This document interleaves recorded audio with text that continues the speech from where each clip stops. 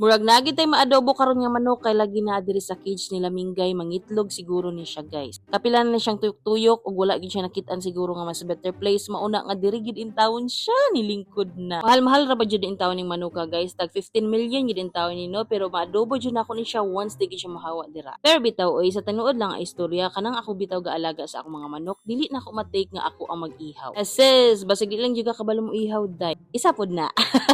Ug gaatang na pud di ay ang tag-iya sa cage guys nga maong giadtuan sa atong isa ka manok. Mao na akong ginaingon guys nga si Oscar siya intawon ang tag-iya ana pero murag wala gid siya mabuhat for today's video kay basig malabukan niya siya.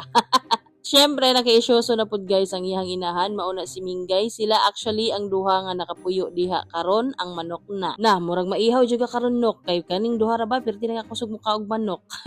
Murag makakaon gid tag 15 million ani nga manok for today's video. Konting trivia mula kay Inday. Chares. Kabalo ba mo nga kaning mga manok nga Shamu Oriental Fowl sa laing bansa ani no ginahimo lang intaw nila nig meat production or ginapangkaon lang. Pero unahan na ta mo, dili tanan sa ilaha ginahimo po nilang meat production. Syempre ang uban guys, ginahimo gyapon nila kalingawan or hobby. Og mahitungod ana guys, paprehas sa mua ginahimo lang namon ning pet or for display only. Mao na akong isa ka sa nag-comment or nag-message amo a recording sa among mga manok og ang imong ginapangita kay panlaban, mupas lang sa jud mi ana. Daghang salamat sa pagtan-aw. Bye.